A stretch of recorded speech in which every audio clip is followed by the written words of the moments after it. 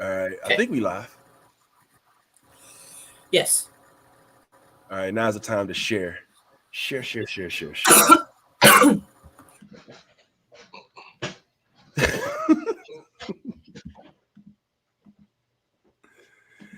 Maybe this is the first time doing it like this, so maybe you should announce it. Oh, well, hello. If you happen to be tuning in, we're going live right now, but we're not actually going to do the show yet. So take just a few minutes, if you will, to share this to your page so we can broaden our conversation as we all are. See you in just a moment. Okay.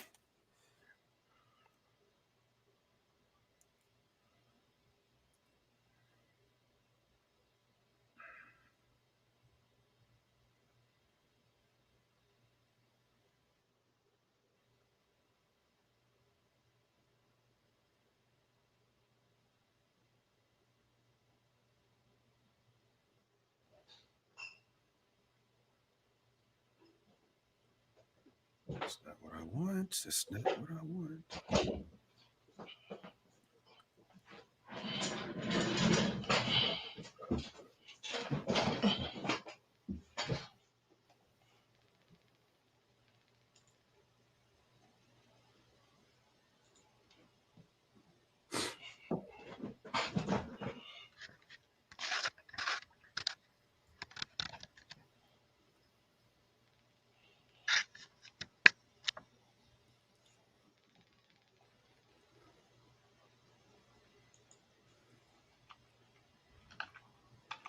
Oh my God, give me a break.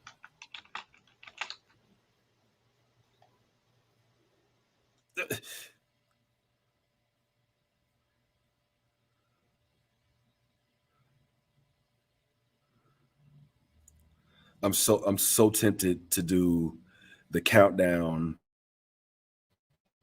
where it's like the 30-second StreamYard countdown, but I'm not going to do it. I'm going to resist. Let me see. Hey, are we sharing this from the group? Are we sharing this from the group page or the fan page? Yeah, the group. No, the fan page. We're not in the group. So you're gonna go to the group order like our regular page. I did. Let me go back. It's like the first thing that pops up on there. Yeah, man. Yeah, bro. Yeah.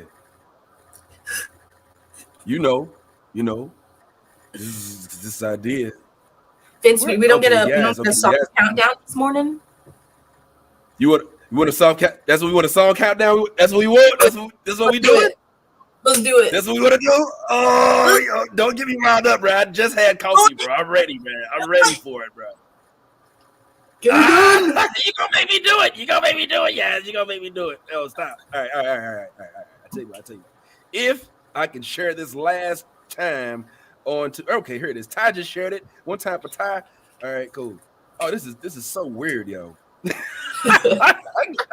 This is so weird.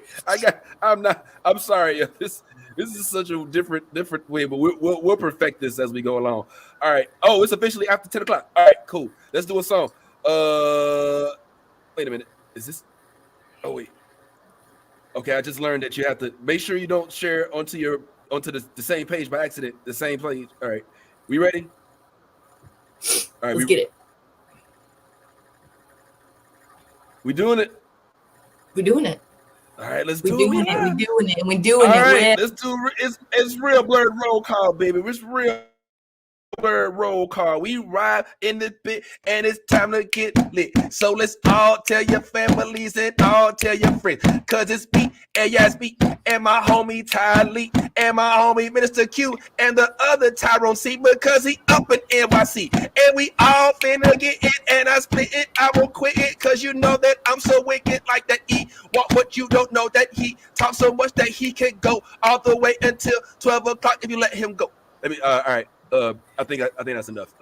Hey, what's going on? Welcome everybody. It is officially New Blurred Order time. It's time for Blurred Church. Hope you and all your friends are ready, because we got a lot to discuss. Let's go ahead and get to it. It's the New Blurred Order!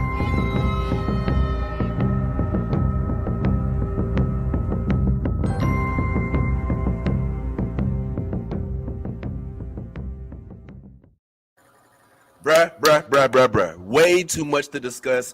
Way too little time to do so. Let's go ahead and go around the horn and just do roll call and see who all we got with us this morning, and then get directly into all of this. And quick word of advice: I am recently caffeinated, so I may go off the handles. I apologize in advance. Of course, it's your boy, the Blurred Man himself. What's popping, y'all? It's Vince. I'm in the building, fresh off the Rona. I ain't gonna lie, I did catch it. I caught it. I don't, I ain't gonna lie, I caught it. All right. Yeah. But I'm here. I'm still in the flesh, and we still gonna have us a good time. And despite all of that, bro, we finna go ahead and do it big. Now, let's see who all we got with us this morning. Hey, is Yasmin with us? Say what up. What's up? How y'all doing this morning? Yaz is here. We good. We got Ty in the building. Say what's popping, Ty.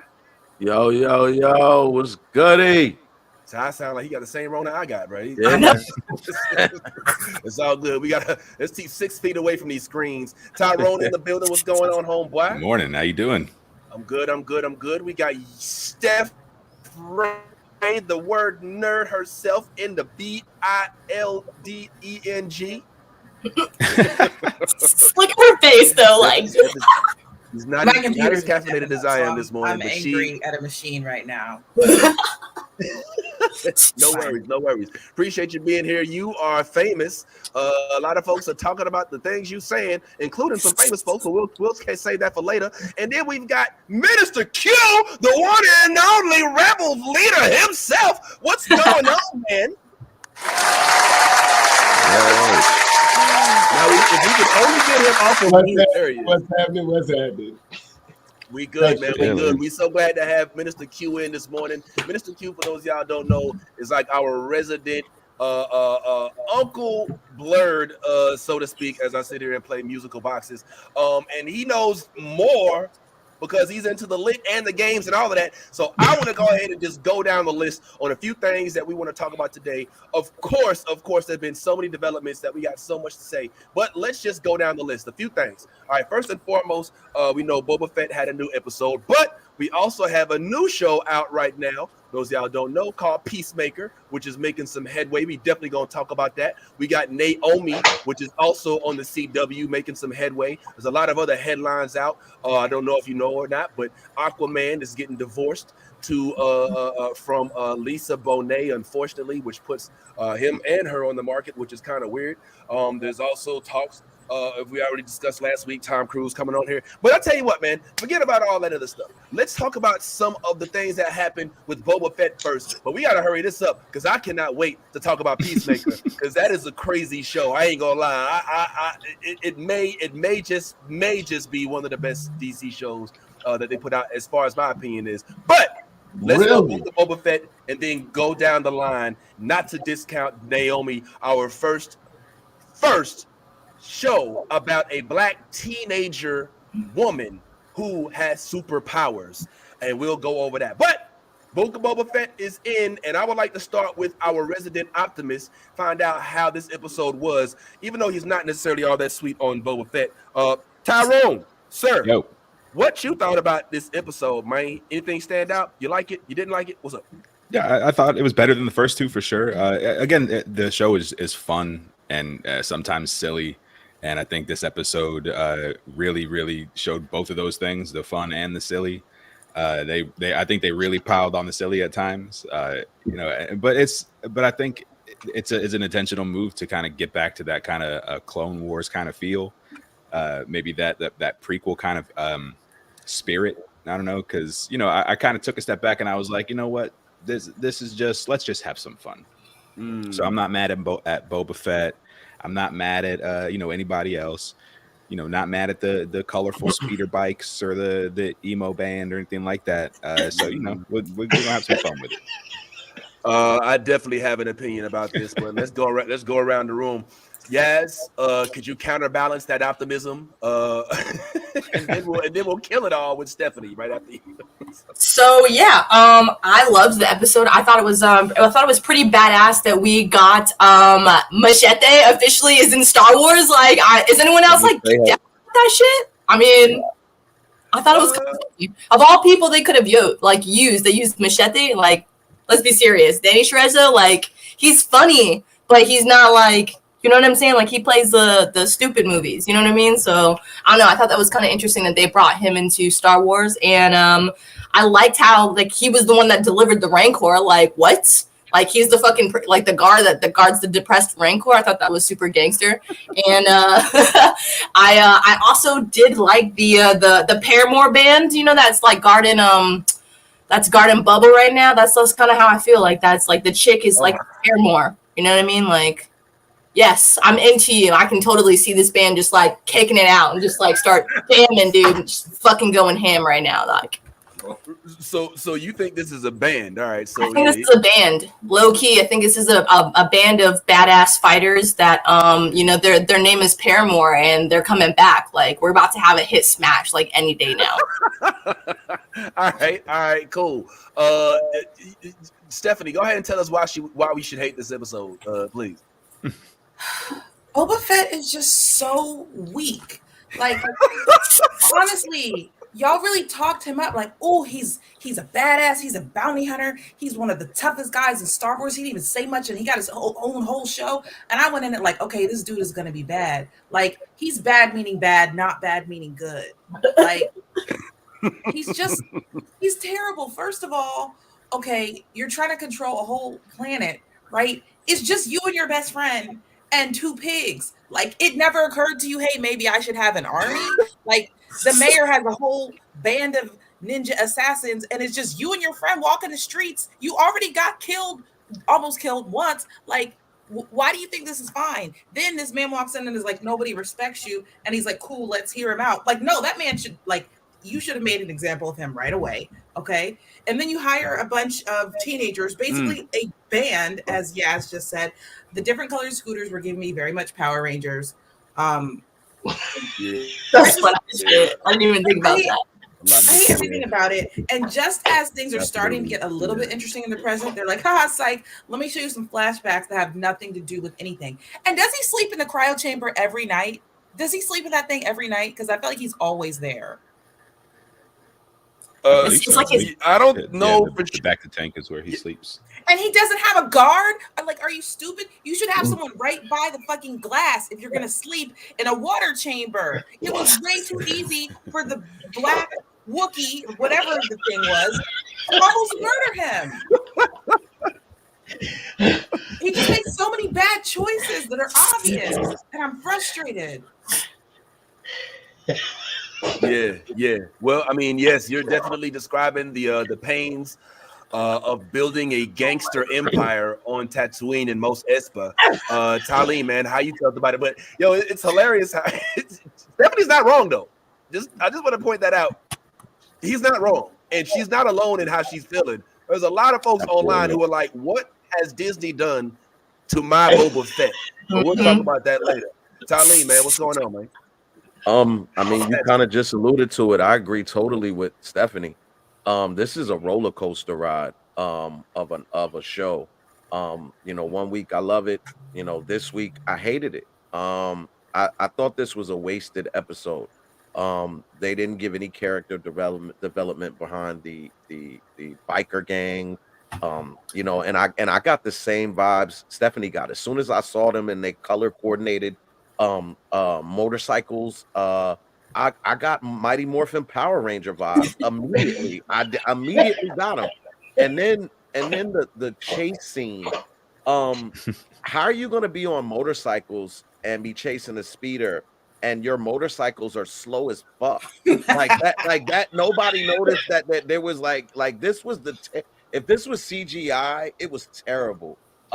Because I was like, yo, like these are they riding motorcycles or hoverboards or it's a souped moped. Yeah, it's a slow pad. You know, I'm with Stephanie, man. There was a lot of it just didn't make any sense. Like Boba's in the back of the tank all the time. She's right. It's so easy to kill him, and then you go in there and Black Chrysanthemum pretty much killed him. I'm like, you're crushing his back. Yeah, and I'm hearing the bones cracking. Yeah. But then he just comes back like, oh, yeah, like nothing ever happened.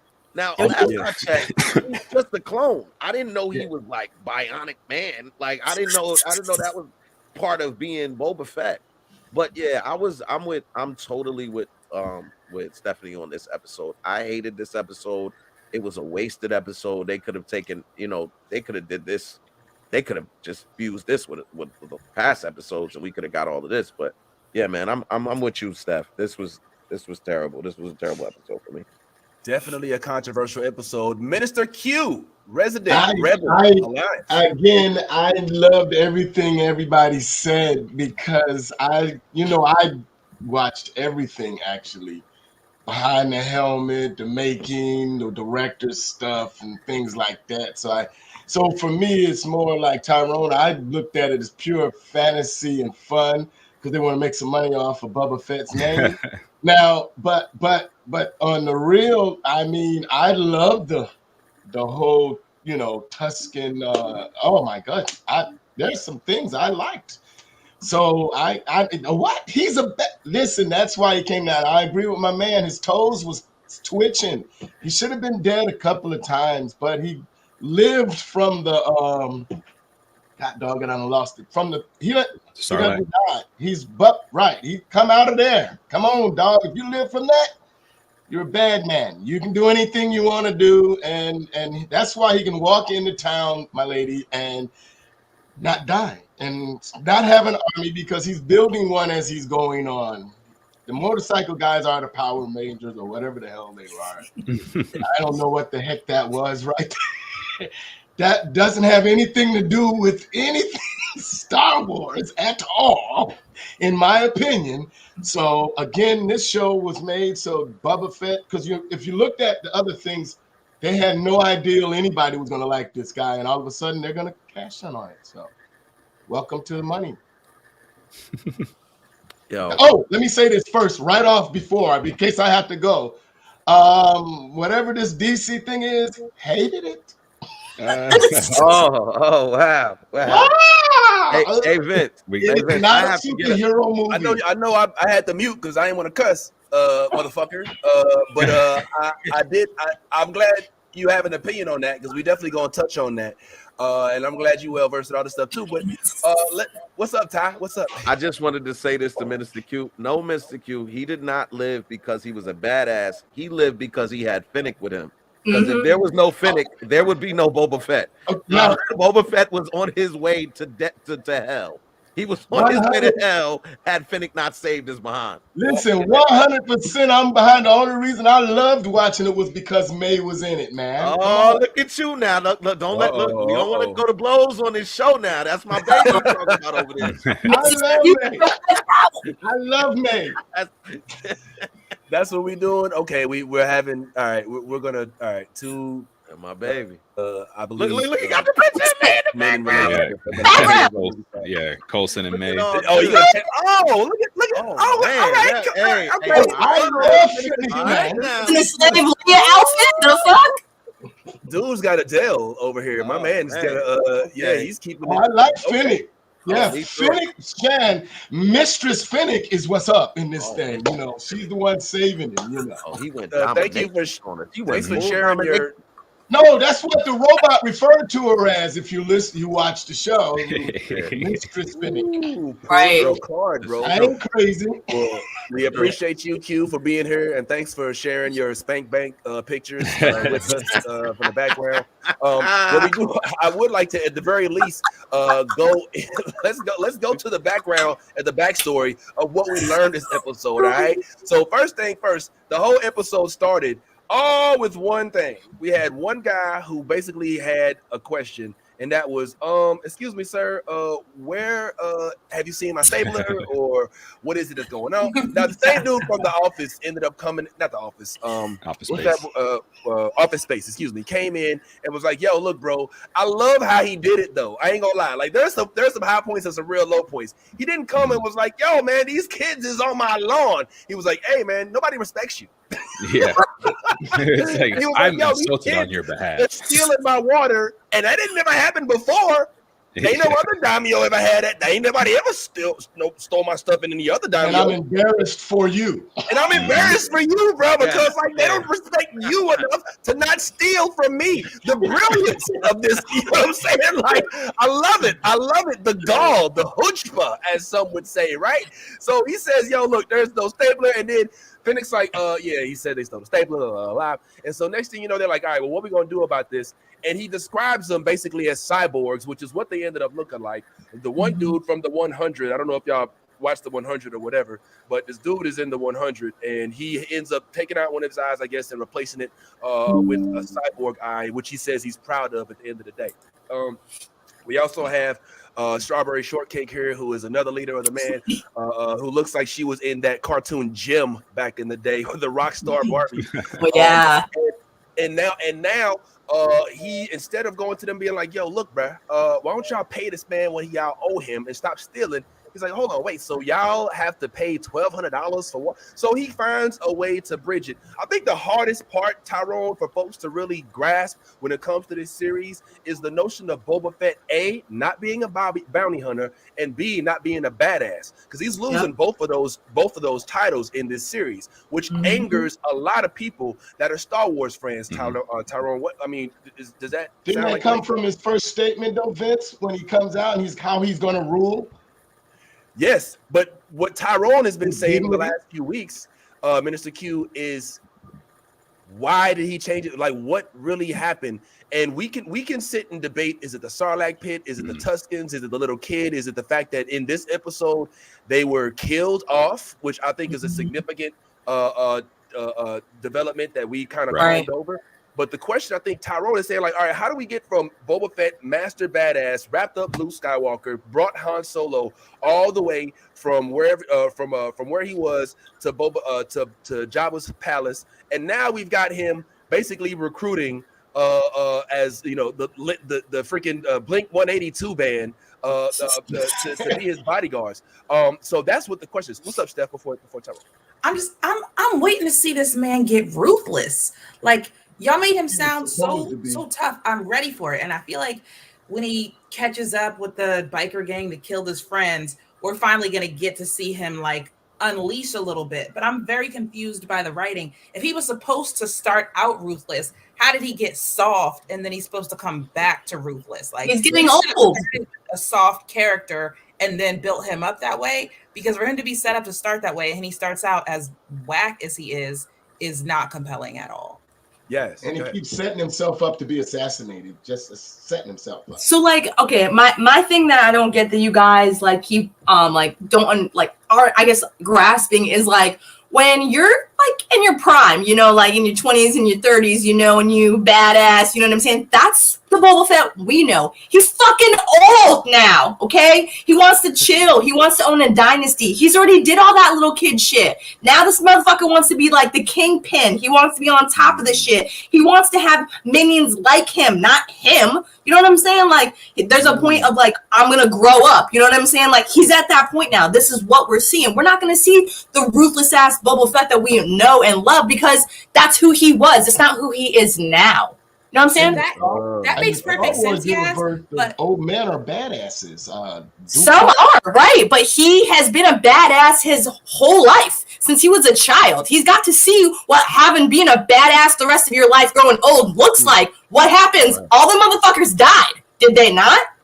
You're making perfect sense, yes. But my problem with that is, if that's what he wants, he should have set up an army from the beginning. Like, if we think about literal Kingpin, we saw, you know, tracksuit mafia all season. Kingpin is not in the streets knocking heads together. He's in his office on the phone. Like, did you handle that shit? So Boba Fett can't be an old man retired and also the only goddamn person in his empire walking the streets, him and his best friend. Like, but just remember though, he was a bounty hunter. So his life that he like that was him was I'm the nigga in charge that's gonna do everything. You know what I'm saying? Like, there was no one above him. So you gotta think about that. Like, now that he's like, you know, the kingpin, he's learning that, like, yeah, maybe I should have had a fucking army when I came to fucking, you know, take over this whole town. Like, maybe I should have done things a little different. He's learning those things now, like, as he's acquiring his people. Like, this is his growth process. You know, it's him going from bounty hunter to gangster. You know what I'm saying? Like, I love it. I love it. This conversation makes me jump inside. Like I'm loving the fact that Steph is invested in, and Yaz is invested too. Yaz is like on the prosecution's team. You know what I'm saying? She's like, look, hold on, Your Honor. This is not the evidence shows that he was a badass and ain't no more. Ty, what's going on, man? I was just gonna say in Kingpin's defense, Kingpin is a businessman. First and foremost, he is a crime boss, obviously. Yes, he does have the potential to lose his shit and go crazy and all of that. But first and foremost, Kingpin is a businessman. Boba Fett was bred to be a bounty hunter, to be what he is. I think sometimes, well, I think the part that we're missing is that his first real glimpse at death it was inside the Sarlacc. At that moment, he may or may have not thought that he was dying. He was able to get out, and he took a lot of damage getting out. And then he wound up being captured by this band of Tuskens. What he wound up seeing with those Tuskens is things that he didn't encounter firsthand, which was family, which was protecting those that you hold dear to you. He went on that journey with the young boy and basically protected him in that situation. So what we're seeing is Boba Fett transitioning from soldier to a actual regular human being. So we're seeing him in the city now trying to manifest these new emotions, this empathy, these things that we didn't see before. And you can tell that that's what it is, where he's doing more saving than killing. He's saving people. He's trying to, turn things around in the city from how things were. So I think all of the things that have led up to where we're at with Boba Fett is basically why we're seeing a different version, is because of the experiences that he's now had on this new journey that we see him on. If I could, real quick, I think that Tyrone was speaking to this. I think that if you have the mind to be a Boba Fett fan and want to like this show, then you'll forgive them for not having the script that embodies his transition from ruthless bounty hunter to sop simp no guard having ruler of Boba's palace. So I think that's what Tyrone has been saying these last few weeks. Is like, yo, I don't think that they're really telling the story well enough. Should they have given us more? They tried. Look, they're trying to fit as much as they can in these episodes. Maybe they should be an hour long, who knows? But they tried to give us what it was like for inside the Sarlacc pit. He's reflecting on his life. He remembered when he died. He remembered having the head of his decapitated his father's head, which I'm so hoping, Tyrone, that for some reason Boba Fett, once he gets over this whole happy spell, goes into full Avenger mode and wants to seek out Mace Windu for avenging his father. I hope that that's the timeline we get. That would be a dope story that I'm here for, and I think that Mace Windu deserves his own origin story. But that's another subject. Tangent. I do too. I agree with that one. 100%. So, but just to kind of go at Stephanie real quick, Stephanie, I don't think that Kingpin started off as the Kingpin. You know what I'm saying? I think that what we're seeing here is the rise to becoming the Kingpin. So if Kingpin would have an origin story, it wouldn't start the same way it ended. And that's what we're seeing right now. Doesn't forgive it, because you're right. He was a badass. And one of the reasons why so many people online are furious with this current series is because they're stripping him of that title. Like, they really know him from the comics, from the movies, as being the most ruthless, the badass, the guy who you definitely don't want to get caught by. And right now, this show is basically is showing him as Boba Fett Pillsbury Doughboy, who's soft on the inside, and anybody can basically get over him. You can get into his house, evidently from sneaking in the back door, which they leave the screen open, and assassinate him. And then he goes and hires High School Musical, and now they have to get through. So I get it. This season, is facing some backlash, and Boba Fett is facing backlash. I happen to believe that that's because whenever you use canon and you build off of it, like Tyrone was saying in the weeks before, you're going to get a lot more hate because people have expectations. People want you to be what they've envisioned already. But Yeah. Q, you've been watching these, man. I mean, I don't know if any of this rings true to you or not. Or Well, all of you are right on that. Again, I watched the show because I like watching that whole genre. I'm gonna watch it, good and bad, all the way. But you're right.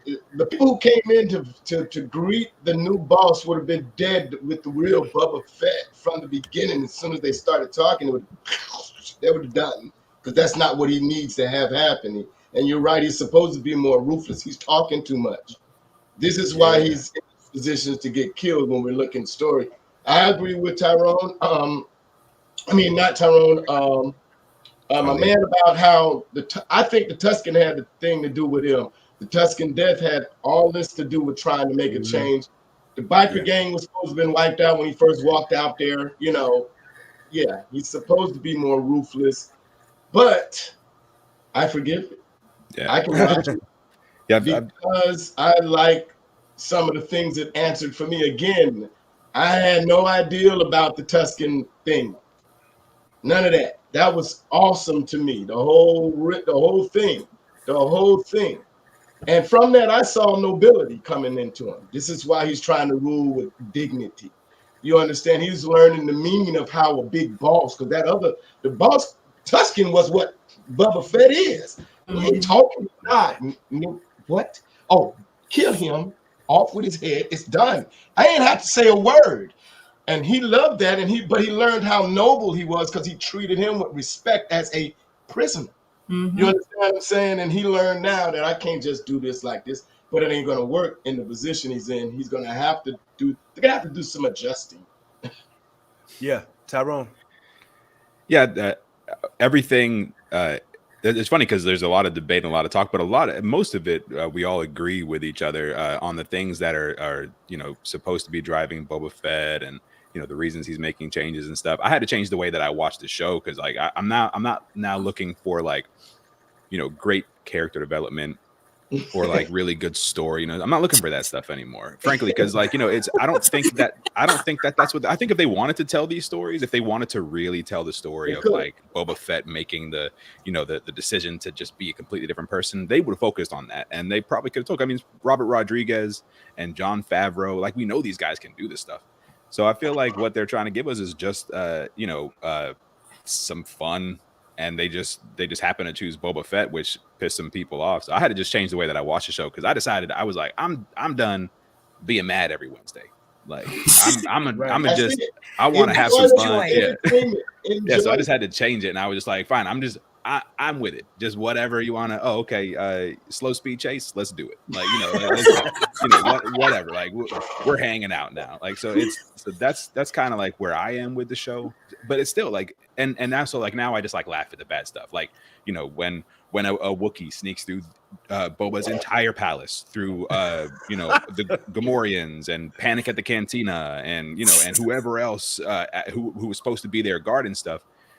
He sneaks there. Also, nobody told that Wookiee that like I bet that back to tank has an off button. He probably could have turned the oxygen off and just took care of business. You know what I mean? Like, or better yet, Tyrone, he could have just pulled his arms off. My goodness. Well, I mean, he could have done that after. Like he could have never. He opened the thing up, gave him a chance to fight. So it's like there's a lot of stuff in it that like doesn't make like we hear these kids are like, oh, they're they augmented their body with cyborg parts, with droid parts, so they're even deadlier than they were before. And then when they get to this chase, like one dude's got a lighter in his wrist and like the other dude's got like a jackhammer heel, and it's like, what is this inspector? You know what I mean? So it's like, but it's funny the way I watch it now. I'm just like, this is funny and silly. You know what I mean? They're chasing this dude hitting every fruit. I didn't know Tatooine had that many fruit stands. Like if you want fresh fruit, go to this desert planet because that's where all the fresh fruit is in the galaxy. Market, bro, they be selling their fruit.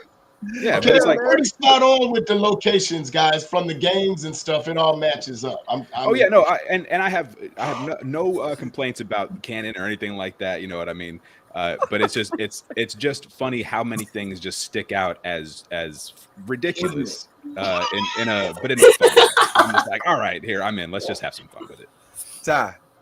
Yo, I just have to say this. Like, it's unfortunate. I guess in this case it's unfortunate because what we have to go on is the masterpiece, which is Mandalorian, that Favreau put together.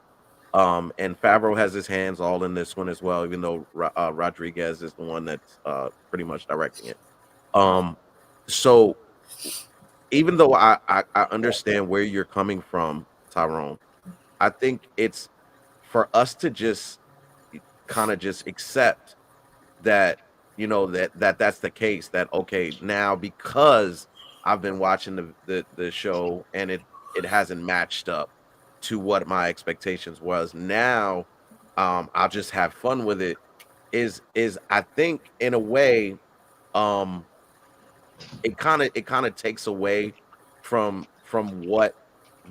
why we have this expectation, which is because we had great directors directing it.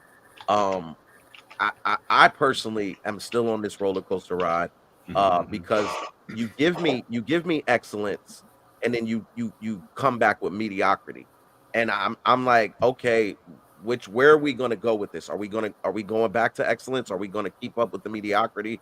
Are we going to just accept it just because we are fans of the universe and we want to continue to support the show?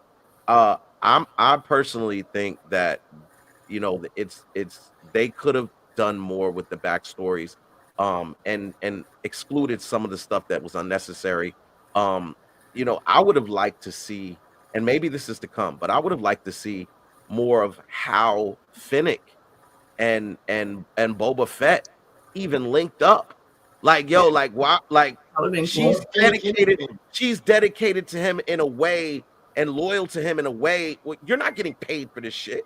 She's out here really willing to give her life and do whatever he says. All he has to say is Finnick go, and she's ready to go. And there has to be, we have to know why that is. What's the dynamic between their relationship? They're clearly not lovers. They're not family, but yet you're so willing to die for him. So I would have liked to see, some of that rather than you touch on the Mighty Morphin, slow bike riders. You know what I'm saying? Like that to me was just like corny, and I felt like in a way it was just lazy. So I think that's a lot. I think a lot of people are getting offended, not just because Boba Fett is not being portrayed the right way, but because the directors are not giving us what we want in a story. And I think that talks a little bit more about what's really going on. I would like to push back a little bit on the mighty slow morphin Power Rangers a little bit, man, and just kind of make it a little more palatable. Let's keep it real, guys. What everybody's mad about is two things: the speed of these vehicles and the color of these vehicles. All right, so if we make those vehicles brown and black as opposed to all of these different colors, and if we make them, because keep in mind, what I think we're so accustomed to is these speeders from the planet, the Forest Moon Endor, from those fights in the Return of the Jedi, and even from the very beginning when freaking Boba Fett taught the Tuskens how to ride speeders. So now we're going from speeders to mopeds, and people are like, come on, bruh. You know what I'm saying? Like, it's like going from a lightsaber to chopsticks, right? So I get it. I get being upset, but at the same time, we're talking about one group, one scene, out of a whole, there's so much other stuff that happened. Like Yaz said, Machete came in this episode. We now have Machete in the Star Wars universe as a Rancor trader. I know it's not his name. Danny Trejo, I know it, but Machete was his famous reprise role. I see his stuff. We also have our own Rancor. There's a lot that was said about this Rancor. Danny Trejo was talking about how there were some witches that used to ride Rancors. So there's a lot of foreshadowing there. We basically learned that before the end of this season, or before the end of it, Boba Fett's going to be riding a Rancor, which we have not seen yet. We have yet to see somebody in the Star Wars universe ride a Rancor. What's that? I say he's going to be eating people on the way. You think? I don't know about part that. of bringing him back up, man. They're gonna be so scared of Boba Fett after a while around here. I really want to interject real quick because when they called out the witches of Dathomir, Dathomir is actually the planet where Darth Maul's people are from. So right. Throw that out there. Yeah, they are. You know what I mean? So there's some cool little Easter eggs and stuff that we're throwing in there. For sure. I think Danny Trejo being in the Star Wars, Danny Trejo is too Danny Trejo to be anything but Danny Trejo. I don't know if that makes any sense. You know what I mean? Like he shows up and he's Danny Trejo. You know what I mean? It's like so like seeing him in the Star Wars universe was super weird. I was laughing the whole time. Everything with the Rancor was hilarious. I was laughing the whole time. With the the little petting is that's the spot, right? Yeah, that's the spot, like that kind of like. I was like, yeah, it was so silly, and I was just like, okay, it's now obvious to me that they don't want me to take any of this seriously, and I'm like, all right, you win, you beat me. We can do this the way you want to do it. That's where I am. I'm not necessarily saying people should be watching it the way I'm watching it. But like, if I can make a comparison to something from like back in the day, this kind of gives me like Starship Troopers vibes.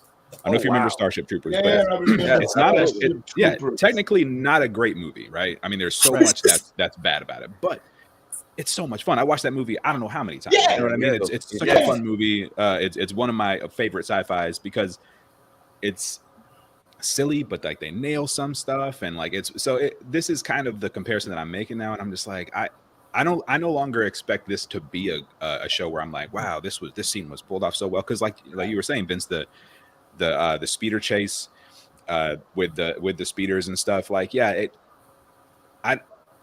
if they wanted to pull it off like they did in with the speeder in Solo, like the speeder chase in Solo, that was a great speeder chase. Like they could do it, but I just think it was meant to look kind of corny. I think they're actually going for corny in this. Otherwise, there's no reason to make these speeders look like Vespas. You know what I mean? Because there's a lot of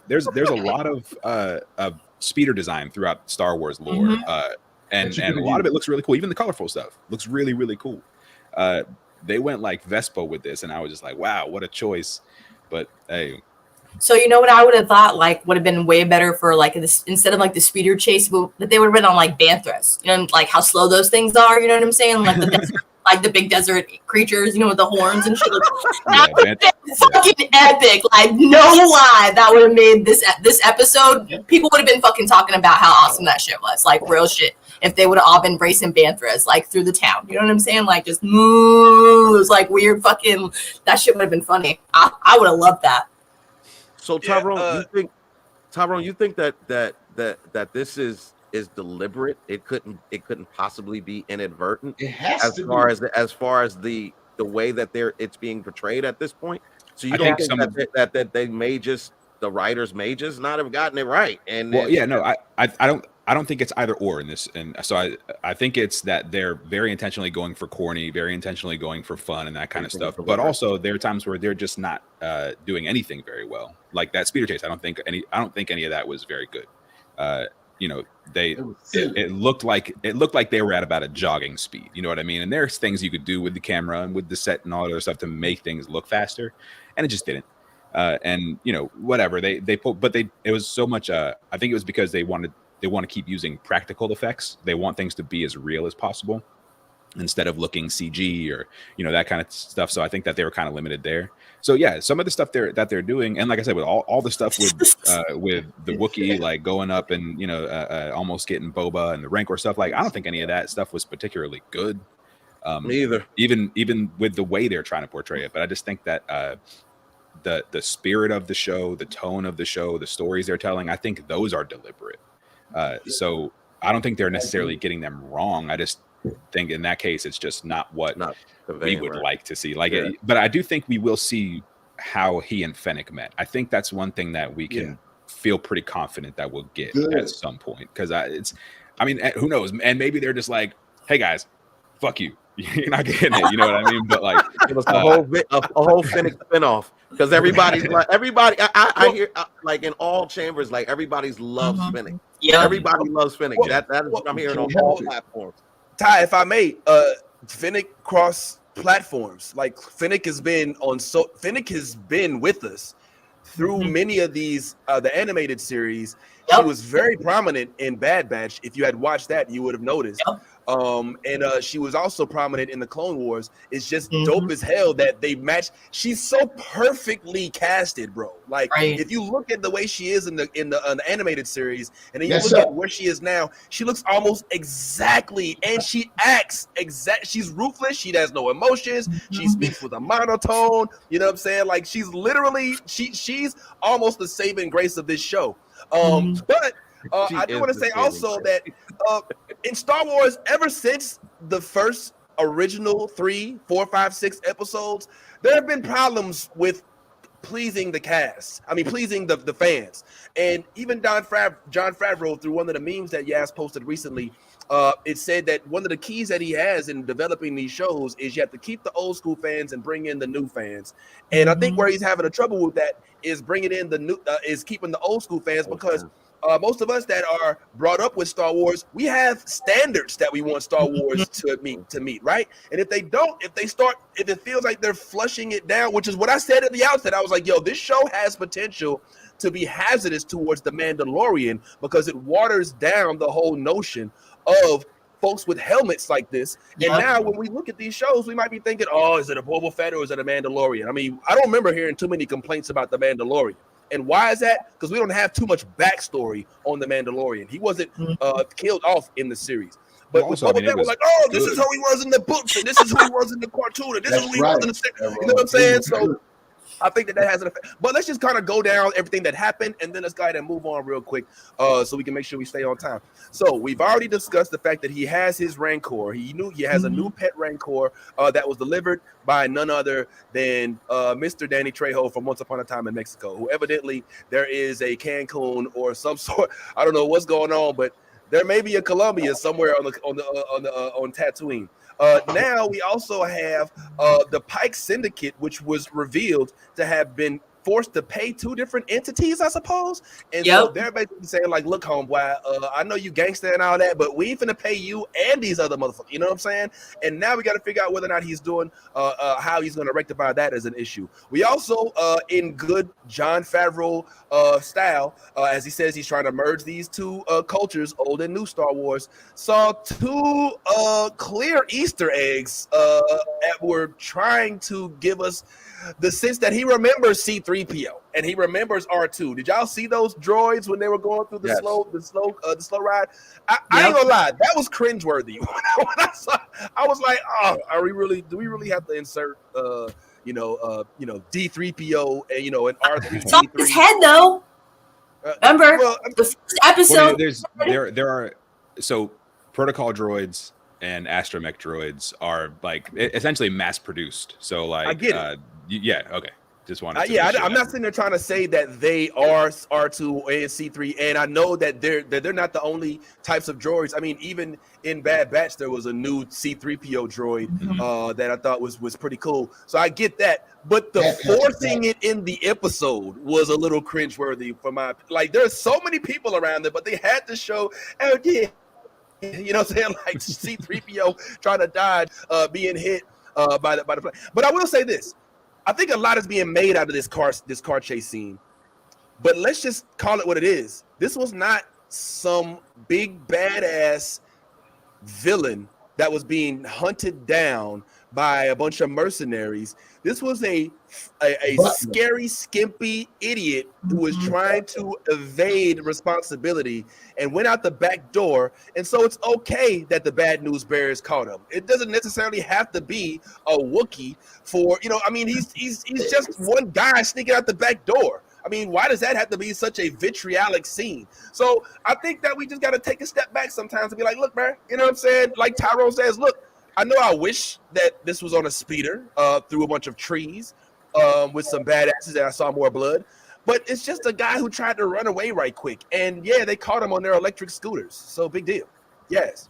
So my thing that like really, I don't know, it was tugging at the short and curlies is the Hutts were on the run, like from the Pike Syndicate. Like, so I'm hoping that we get to see why. You know what I'm saying? Like, there's two twins, and Jabba was never fucking scared of the Pike Syndicate. Like, so why are they so powerful now? You know what I'm saying? Like, they're like, here, we're giving you this Rancor, and then we're gonna give you the Chocolate Wookiee too, as a good, you know, so that we don't have any bad blood between us, even though we tried to kill you.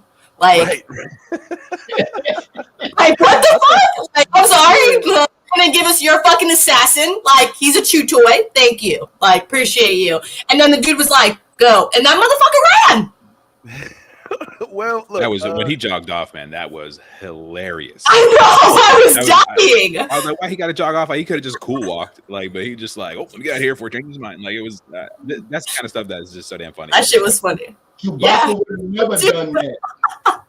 Chewbacca would have never. Look, I said in my the Yaz, Tyrone and I were able to do some reviews this week, and I said in my review, it is interesting that Black Chrysanthemum is biting people.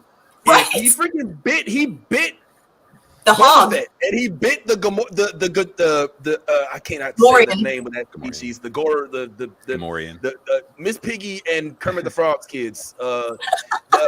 He's biting them on the neck like Dracula. Like, Chewie never bit anybody, and his name was Chewie. You know what I'm saying? So I just thought it was kind of interesting that he's doing a lot of biting. But another thing, just to kind of fight back on him sneaking in, we're not talking about a fully staffed palace here. We're talking about a skeleton crew, of which it appears there's literally 8 people on staff, 2 of which are Boba Fett and Fennec. And the other 2 are green ones that did rush to his help. But how hard would it be for him to sneak into the back door of a place that is not? I mean, you all know what Jabba's palace looks like. When you normally walk in, it's a party. You know what I'm saying? Hey, party over here. We got chicks dancing over here. We got a band right here. When you walk in right now, it's nobody but old boy asking for help with his stapler. And he literally has nobody to help. So yeah, this is right. This is the right time. And I think that what he's doing is he's using these weaknesses, just like when he, didn't have his backup band to kind of help,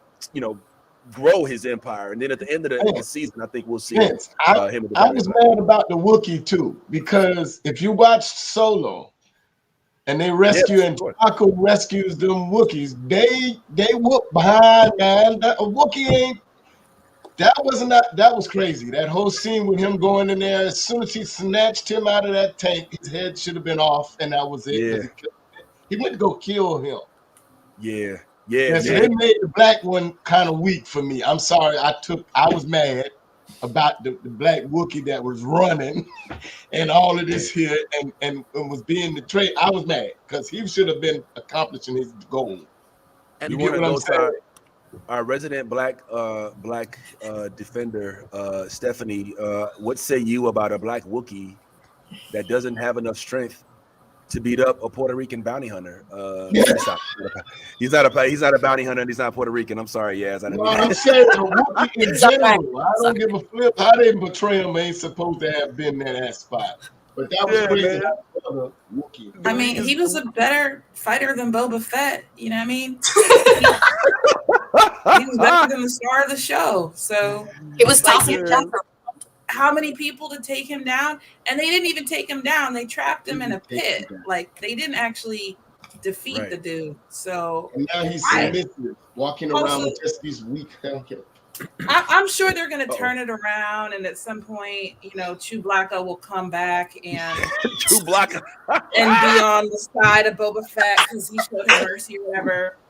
But that to me is such a stupid decision. It's like the end of a horror movie when you shoot the killer in the chest and don't then put a couple slugs in his head just in case. He's going to come back and do something awful. Like, you do not let someone who tried to, like, oh, no hard feelings, it was a job. What? You tried to kill me. You absolutely should not have let that man walk away. I just lost another 10 points of respect when that happened. Well, I will say just to the credit of Boba Fett in this moment, and what we know about Wookiees from like past Star Wars stuff is that if you save a Wookiee's life, then they have like this life debt thing, and they essentially that's how Chewie and Han Solo kind of became right hand. So I think in this moment, this Wookiee's probably like, oh, he spared me, so like he gets a free one. Right, like we're good. Like, so I think if anything, if we see him come back, and we probably will, then he'll come back as an ally.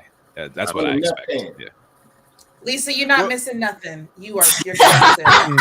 You're not missing nothing. Lisa, if you're a Star Wars fan, it is still recommended that you keep up with it. All right, Yeah. so It's if fun. you're a real Star Wars fan, not only will you watch it, but you'll complain about it.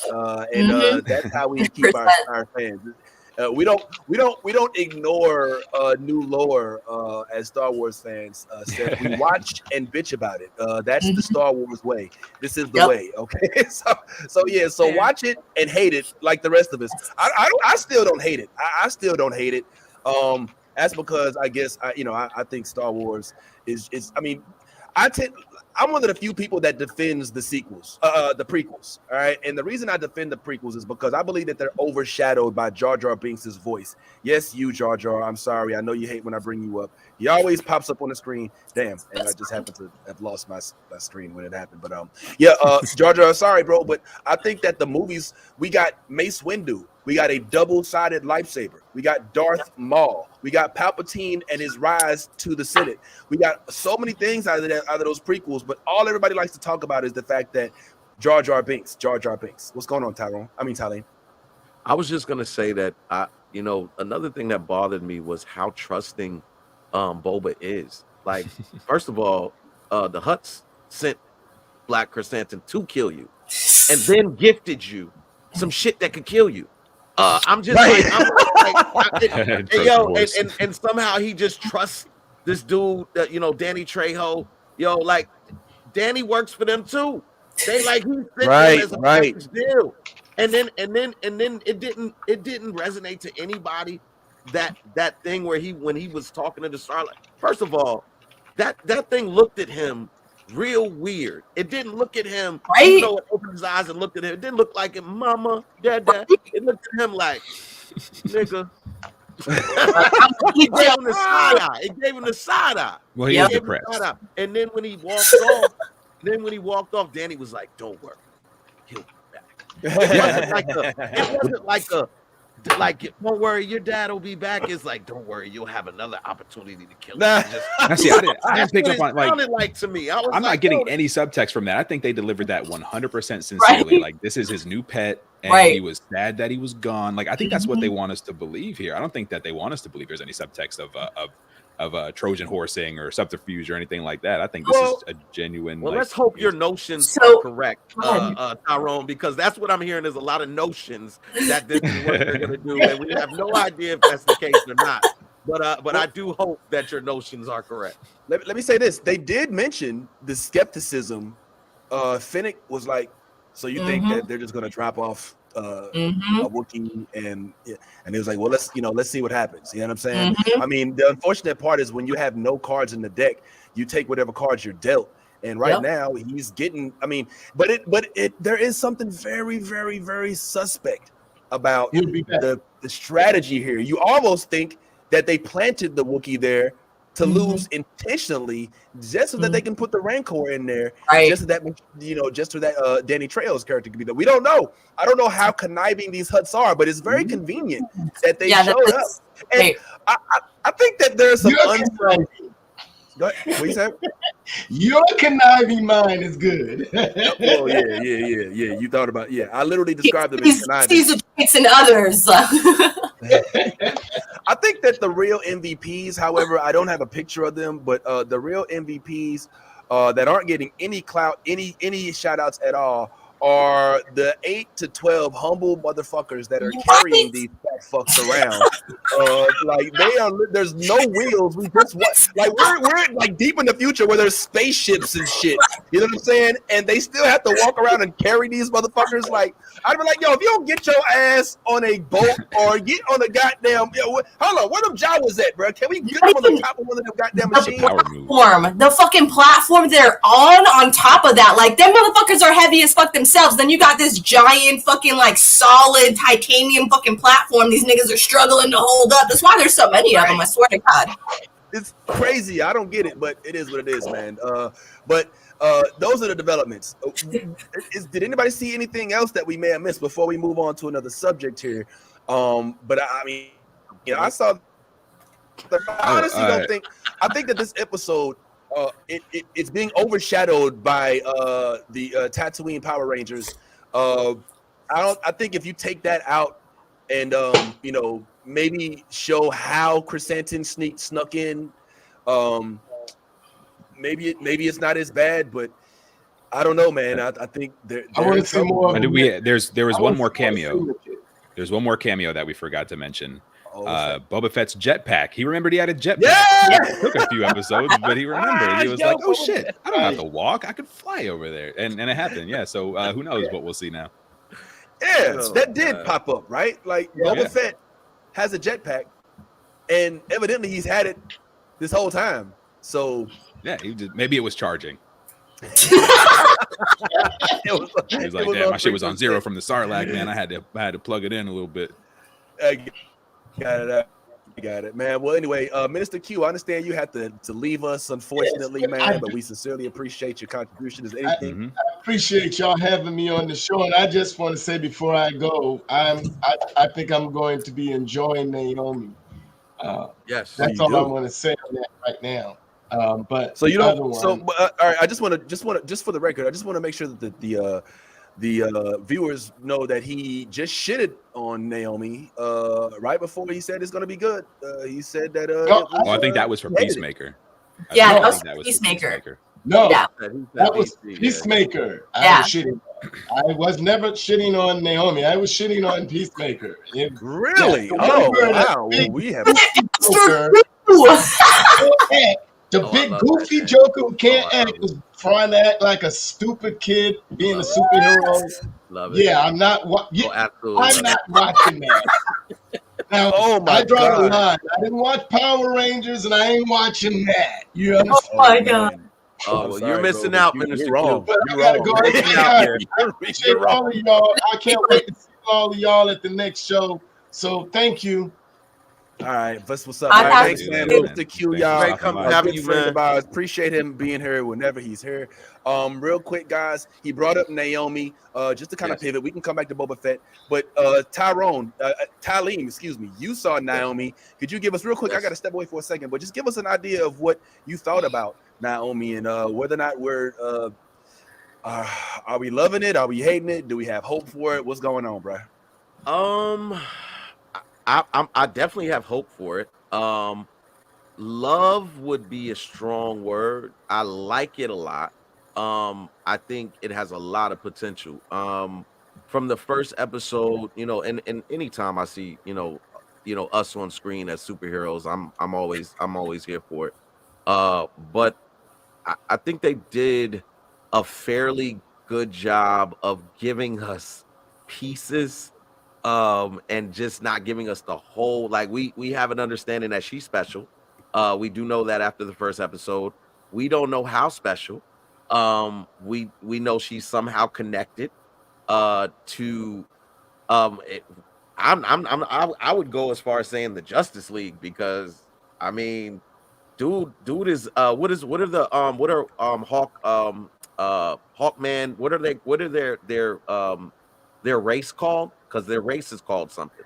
Oh, I don't know. The race I'll have to get the name of the race. If anybody knows it in the comment section, let us know. But with that introduction of him at the end of the episode, I was like, okay, so we're really gonna low-key get superheroes on this thing. I was like, because for a minute when I watched the trailer, I thought it was like maybe in her mind. I was like, oh, maybe all this is in her mind, but the reality is there are superheroes in this universe. So I think the word you're looking for is Thungarian. Yes, Thanagarian, Thonagarian. That's what they are. That's what they're called, Thonagarians.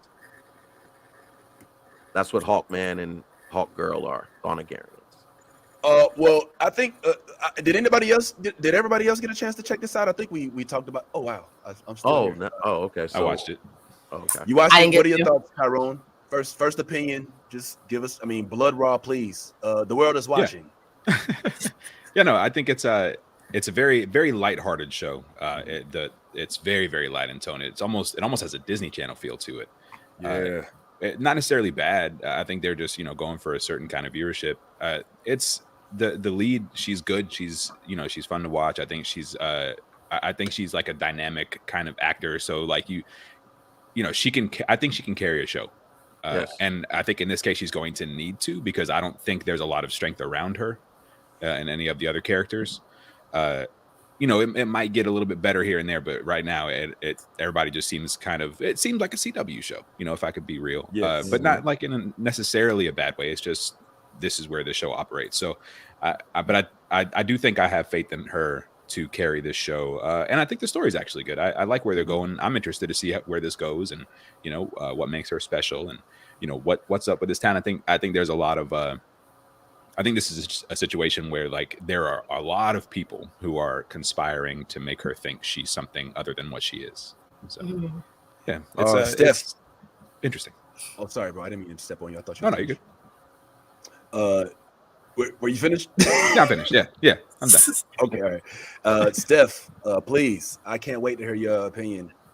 I did not have a chance to watch it yet. I know, crazy. I'm very excited. I love me a teenage drama. I love me some kick-ass superhero black girls. My best friend is in town, and I worked all week, and I'm very much looking forward to catching up. But all I had a chance to watch was the Book of Nonsense, which is part of why I'm so angry. I used my one little hour to watch that. So I will catch up on Naomi and Peacemaker for next week. Well, I'm Peacemaker. Peacemaker, that was great. Oh my god, that was so great. I can almost tell you what Stephanie's gonna have a problem with. Me too. I already know, yo. I'm here for it. Like I'm so Naomi? happy. I cannot wait. Yes, for it. Does she have a white boyfriend? Oh no! What's wrong with that? Yo. All right, well, listen. Well, first of all, not necessarily. All right, the one to spoil it like that. She has a range of dating options, shall we say? All of which can basically. I like it with the fade. I ship it. Well, he's not the one. He's missing one. He's missing one. He's not the one I was talking about. There's one that's not there. So you'll have to watch to. This is our first. I mean, Naomi came out on Wednesday, so I feel like we can spoil it now. It's not like a spoiler. It's go ahead. Not a spoiler to say that. I mean, it hits heavily that she's polyamorous. Okay. No. I refuse to let you slander Ty like that. I wouldn't say polyamorous. I'd say more she's pansexual. Pansexual? Okay. Yeah. Okay. I mean, I was going to say bi. I mean, we don't know if she likes trees and things like cool. that. Well, no, before we have the pansexual community coming at us for talking about how they like trees. Everybody's out here liking trees. Yeah. That's not what pansexual is. But yeah, she could be bi, she could be pansexual, or maybe she's just a lot of people don't identify themselves or consider themselves. She likes people. Yeah. We don't know that. She clearly likes Kryptonians. Kryptonians aren't of humanity, so to speak. But also, I mean, people, not humans. That's true. They're humanoid, but not necessarily humans. I don't know whether or not I think that they started off because there's a few different love interests, but that adds to the high school aspect of it, which I'm not gonna lie is not necessarily my favorite. Now, before you sit here and talk, well, it's not necessarily a show designed for you. I just finished watching Star Trek Prodigy, which is Y7 rated. All right, and I almost loved it, and it doesn't. So and I watched Bad Batch and all that stuff, but this right here, bro. First of all, did everybody? Yes. Did you give your? Did you watch it, Naomi? I didn't get to see it. No, that was the only one I didn't get. Me and Ty and Tyrone. Okay, so the three. Oh, I'm gonna have to jet in a second, guys. I'm expecting a delivery, so I get here. But let me give you this real quick. I am expecting them to go deeper into this, but the things that I don't like, I'm honestly, I don't like the fact that it has that CW look. I hate that CW look where all of them sound the same. I hate the fact that she has such a perfect life. I'm sorry, I know she was adopted, but she's got the perfect adopted parents. She's a gifted kid who excels in sports, and she excels in. Look, I know. Look, don't get me wrong. I know that describes Stephanie to a T, who's completely perfect in all aspects, but I don't necessarily relate to characters like that. I like my characters to have some sort of conflict that they have to work on throughout the episode. I'm not gonna lie, this part really stuck with me, and then I'm gonna let y'all get it. What's good, bro? Let's go ahead and drop that off right here. And yep, that's good. I appreciate it, man. He's playing. There's nobody there. It's not drugs. All right. Yeah, there's nobody over there. He's just trying to flex. Like, I got new furniture. Nobody believes you got new furniture. I'm mad you just gave that delivery driver COVID. It's like, yeah. Oh, you got my diamond coffee table? Yeah, put that diamond coffee table over here next to the gold statue. Thank you. I'm gonna take just bring it over here. Yeah. No, closer. Right here. Right here. How much was that? How much did you need me to take my COVID money. Holidays. Here's a yeah, let me go get my mask. Yeah. Oh man. Oh god. You're not coming in this house. He's going in. I'm not coming in the studio. All right, you know what? Whatever, man. Y'all, I ain't feeling whatever. So what, Brad? Ain't nothing but a little COVID. Not a lot. You know what I'm saying? We could all get past a little bit. Little COVID. It's your fault for not getting the vaccine already. Let me stop. But anyway, so my thing is like y'all know how I feel about Superman. And the premise of this show is that she is obsessed with Superman. And that off rip is hella annoying to me. Now, why? I get that because I hate Superman. He's an unreal character. Number one. Uh-oh. Hey, my man. Appreciate it. Yeah, that's good, bro. Y'all can just leave it right there, man. Two deliveries. You saw something? I'm gonna take just a couple pictures, then you see my room. We good to go. My man, all right, appreciate it. All right, hold on, let me grab my mask. I don't like Superman because he's too powerful. He's not real. And one thing that you'll notice that's unique about this particular show is that it's not based in a usual CW type of setting. Normally, the CW and all of those DC shows are based in places like Star City, Freeland, Metropolis, Gotham. Yeah. This is in Port Townsend, Oregon, in Lake Oswego. It's a real place. You know what I'm saying? So this kind of separates it from the whole fictitious universe. Is why people in this episode was like, Superman's not even real. I was like, what are you talking about? He's on your network. Like, if you just watch the show before yours, and him and Lois have a whole thing going on. So I don't like that. I would have preferred. Now I get that it's based on a comic book, and that's where in the comic book, she actually is a huge Superman fan. I get that, but that's what you out. All right, man, appreciate it, bro. Now as for me, I would have preferred to see her like more of a Green Lantern, maybe more of a somebody that she would be looking up to, that we already know who Superman is. We're already invested in Superman. But I guess that's kind of what happened with Miles Morales. But somebody talk me down. Why do I hate the fact that she is obsessed with Superman? Maybe that's why I'm already like, I don't like the show. Can I ask you a question? Are you upset that it's not in an actual, you know what I'm saying? Like you were saying, it's not in a setting, like in a Metropolis or New York or wherever, you know what I'm saying? It's not in a setting.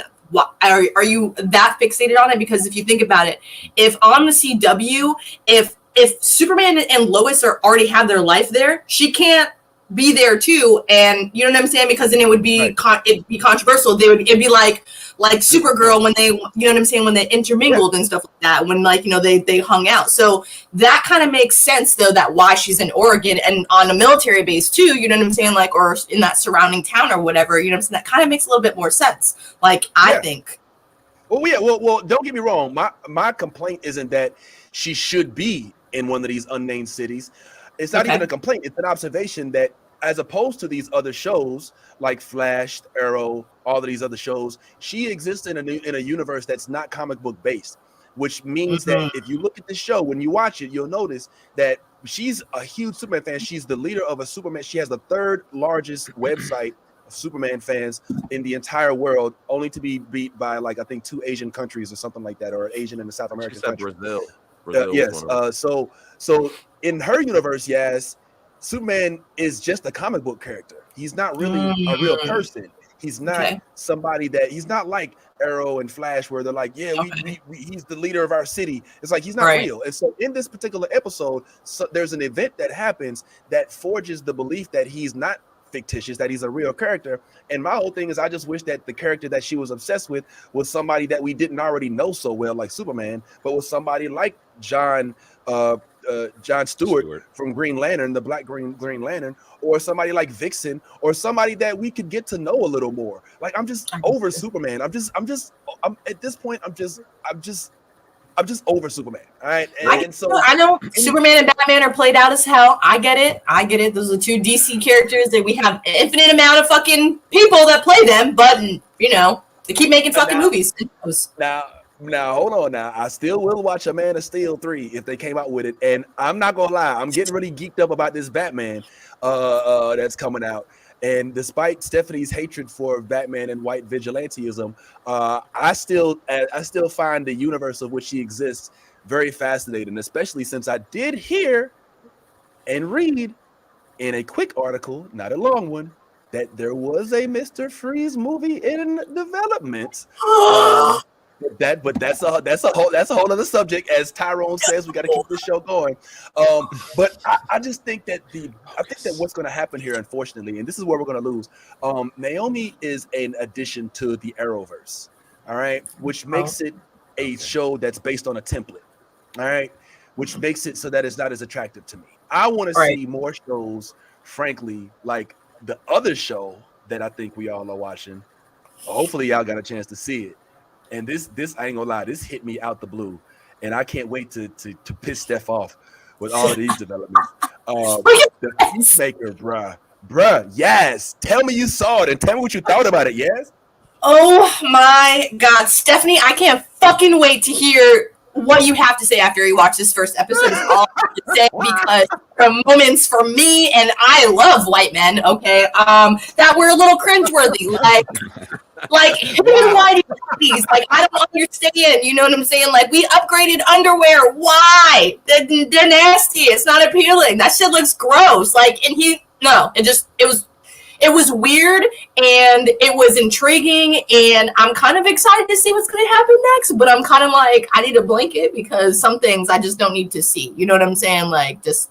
So is it the underwear or what's in the underwear? It was the underwear, like the whole, like the way it looked, and him dancing in it, and it just like, oh God, it was just... it was just, no. If he had some boxers on or some briefs on, that would have been a hot moment. But he had saggy, whitey tighties. Where do you even buy those? Yeah. Like Tarjay. You don't buy saggy whitey tighties. You buy whitey tighties and you make them saggy. That's nasty. They could have kept the ones that weren't saggy on that bed, because, like, I don't even know. There was too much John Cena for me. That's all I'm saying. It's way too much John Cena for me. And then like, dancing was just like, God, man, when he was singing off the dildo. Did y'all peep that? It was a dildo he was singing into, my nigga. Straight up. I do, not to be that guy, but it wasn't a dildo. It was a magic wand. A dildo is a different thing. A magic wand is a different thing. But, it was a clitoral stimulation device. Ty, he was singing into a dildo, my man. Very informed. Okay, the dude was like getting into it. No, you know, and any of our viewers do any of that true romance stuff? Yaz needs some help. The real thing, I am very satisfied with my real thing. Thank you. I don't need no. She ain't in no whitey tighty. She is good. No. Well, all right. Before we know a lot about John Cena and draws now, but if we could, let us preface this and then let's discuss. It looks like I don't know if Tyrone had a chance to check it out, but Peacemaker is okay. Good. Peacemaker is a spinoff from the most recent Suicide Squad movie, which I thought was frankly pretty good, better than the original, even though the original wasn't as bad as everybody makes it out to be. The Peacemaker is a comic book it's a DC character. He's kind of a spaz. And now what's happening is he's still kind of in the Suicide Squad ranks, but he's no longer with the Suicide Squad, given that he, if you didn't see the movie, here's a spoiler, kills Rick Flag, and which kind of puts him in some people's good graces, and it kind of puts him in bad good graces. So he ends up going with this crack team out to start basically still doing some of the same stuff he was doing as a Suicide Squad member, but as an individual. In this particular team, we have a cast which includes my homegirl Danielle Brooks from Orange Is the New Black. Remember her? She was tasty. I love to see her in a new role. It also includes Suicide Squad's Jennifer Holland, who I ain't gonna lie, man. I mean, I'm all about my chocolate, but this one right here is I ain't gonna lie. Yo, she kicks some ass. That's James Gunn's wife. So as you realize, as Tyrone just put out, this is James Gunn's significant other. I don't know if they married her yet. Okay. All right. But it doesn't hurt. Together. It doesn't hurt to be dating the writer and the director of your series. If you want to make it, that's what they call dating up. If you want to use the D word instead of the other word that I was going to use. But here's the thing. I think that this show has legs. I think that this show it gives Marvel a reason to step their game up. Because what we have here is basically a Deadpool-esque type of tick character who is hilarious, who's aloof, but still has cool powers. When he did that freaking thing with the helmet, the Sonic. That was sick. Bro, bitch was I was not ready. I put this on, ready to bitch and moan and complain about it. But I found myself halfway through it, like, oh my God, what is going? And then there's a turning point. You're like, oh shit. You know what I'm saying? You're like, whoa, is this really happening right now? Holy shit. So and you cannot deny that as far as sidekicks goes, Eagly as one of the coolest freaking sidekicks. Yo, come on, this show is completely stupid, but it's so hilarious. I love it because it doesn't take itself so seriously. Like, we have zero expectations. We don't really know this guy like that, so we're not tripping about whether or not it's factually accurate and it sticks with the comic book. And it's John Cena acting like a complete buffoon. There's sex scenes, there's tits, there's dicks, there's all kind of shit. It's raw as fuck. And I think that that's what folks want out of their comic book stories, Ty. Tits and dicks. Tits and dicks. I'm just going to say I'm super excited that James Gunn is tapping into what DC always wanted to tap into, which is the adult side of comics. Yes. Like, he is, when I say he's going all the way in.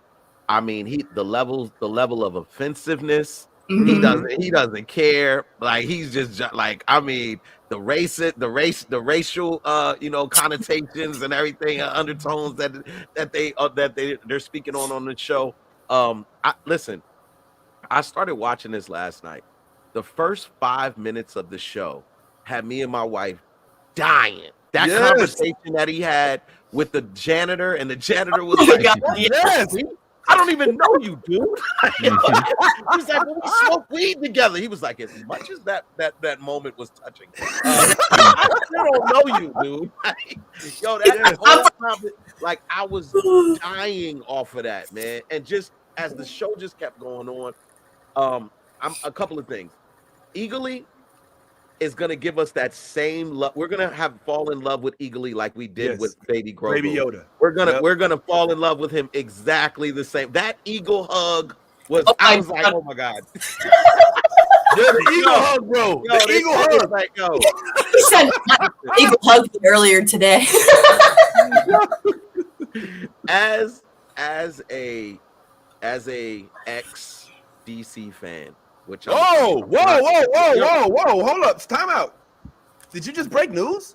He just crossed over. Are you leaving DC? Yeah, that was a while back. Yeah, he broke up with DC a while back. I broke up with him with Titan. I thought you said you were still trying to hold on, or no? You they fought. Yeah, there were words. I renounced my throne. I renounced my throne. Yes, I was very coming clear. to America. All right, you know what? Yeah, it's extremely clear with that. But I will say this: I have hope again. I have hope again for DC's future if they continue to let James Gunn direct their films. Oh man. Listen, don't break what doesn't need to be. This shit is epic. James Yeah. Gunn is doing an excellent job. I cannot wait for the next 3 episodes. I cannot. I literally, me and wifey stayed up late to watch these episodes, and we were dying laughing. Woke the kids up, I think, a couple times, just laughing, just because it was that funny, man. The relationship between him and Vigilante, and Yes. I mean, there's so many things, so much to talk about with this episode. But I'm gonna tell you right now, I'm already rating it a 10 out of 10. I love it. I absolutely love it. Wow, 10 out of 10. Absolutely. Yeah, I mean the fact that they go so quickly, Tyrone, at the racist card, like they immediately, it's the first thing they talk about. It's the first thing they talk about. It's like Peacemaker. Oh yeah, you're the racist one. And he's like, wait, no, I'm not. Yeah. He's like, well, you kill more people of color. He's like, is that true? He's like, all right, I can't choose who commits crime. White people. Yeah, no, I just started. Yeah, they went in. Yeah, like I'll watch more white people. Right. Yeah. And then, so I love the fact that you can tell that his internal struggle is going to be him turning another leaf against his Grand Wizard father, who's clearly racist and shit, right? Oh shoot, wrong film. Who's clearly like blatantly racist. She called the Asian chick Egg Foo Young or something like that. Yeah. You know what I'm saying? He's like, oh, I know like a wonton soup. You know what I'm saying? And he's like, oh, okay, you hear that? You fucks, this asshole doesn't like wonton soup or Egg Foo Young or whatever. And so he's not only a villain. Look at Steph. Steph is having a conniption over there. She's like, I don't think I can do it. I can't. Well, it's being presented. It's being presented out of context. It's villain. Yo, did you watch? Hold on a second. She didn't watch it. No. I know she didn't watch it. But did you, by chance, see a movie called "I'm Gonna Get You, Sucker" by Keaton Ivory Rayns? Yes. Where vaguely familiar, but no, I haven't seen man was the man was the villain. All right, the man was. I mean, it didn't blatantly come out as racist, but it was insinuated because he was the man, and that was one of the things they had to surmount. Was the fact that here's a guy who controls too much and he's a racist. And so here's another instance. So I would caution you to not dictate your feelings to not let your feelings about this be dictated by your feelings on one character and his group. Remember, Luke Cage had to battle some racists as well. So it's not always just a matter of just everybody in the cast being noble. In fact, I would say that Wait, but you're saying the Peacemaker, the main character? No, not at all. Well, I want to hold on because we're getting very.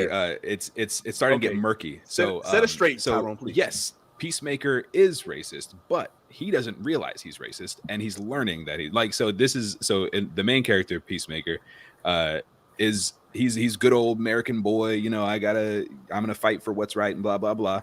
But his views and who he is was passed down by his father, who is a very, very active racist, very outspoken racist. And none of, by the way, like the father, it's like their way of actually dealing head on with the racism. Right. That's the father. So, but with Peacemaker, it's like that undercover racism, like because he's this, he's like the white savior dude who's like, I'm doing all the good for everybody, but really, are you? Like, and that's kind of what they're dealing with. So, in the context of the way they're dealing with it in the show, they deal with racism extremely well, especially for something that's helmed and written by a white dude. Like it seems very self-aware.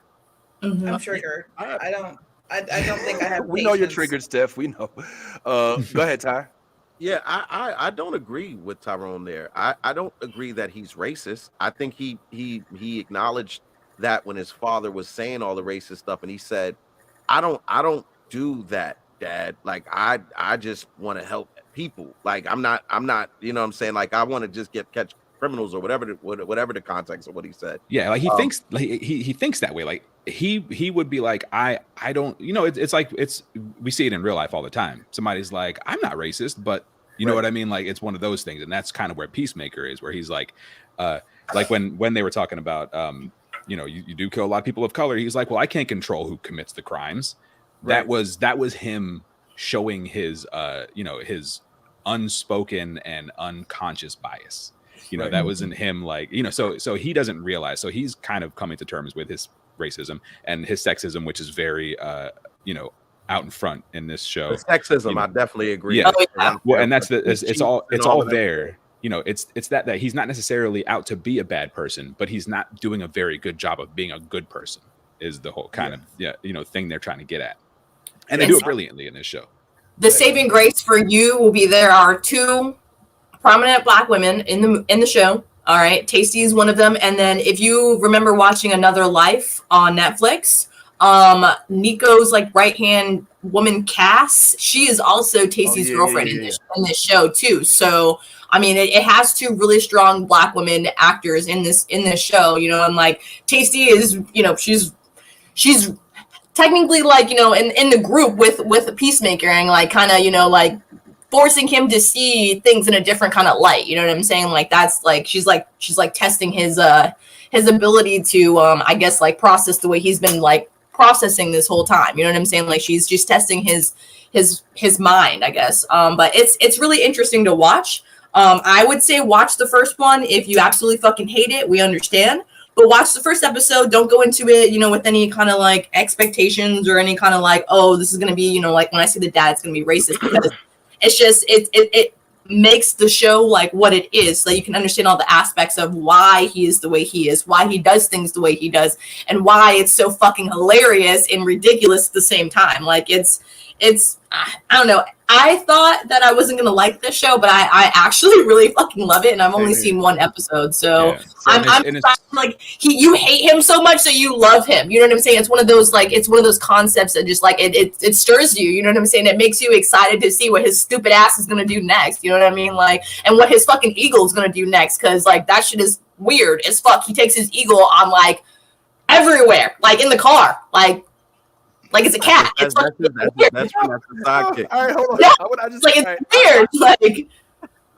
I gotta spoil this shit, man. I'm sorry. This shit is. Look, there was a scene.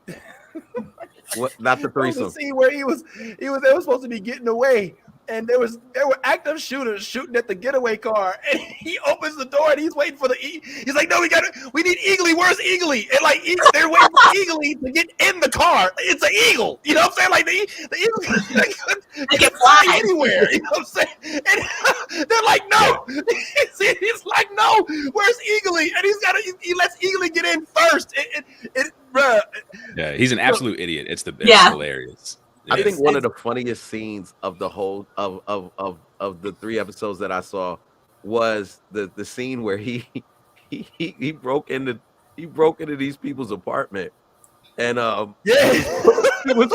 he broke into their apartment, and then he had to like tie him up, and while he's tying it's a dude and his girl, and while he's tying the dude up, the girl is flirting with him, right? And he's blatant, like she's blatantly flirting with him, and her boyfriend is like, "Oh my god, I can't believe you're trying to fuck him!" And and then later, and then you pan forward, like a few scenes later, and he's having a threesome.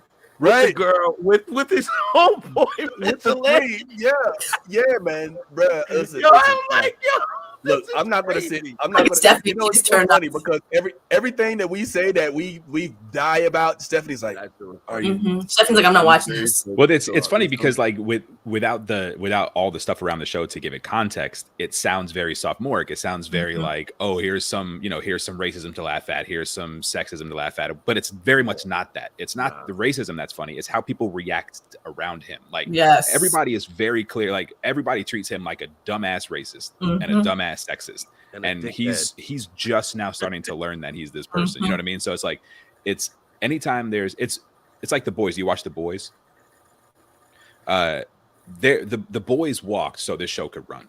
they're very much using that template. That's true. You're right. And Peacemaker is sort of a combination, and just to kind of give a little bit of an example and illustration, he's like a combination of Homelander and the Deep. Like, so he's this very underdeveloped, mentally underdeveloped, but very powerful, dude who's just like really just stumbling his way through life and has failed up his entire life, even though he's really stupid and really bad at everything but killing.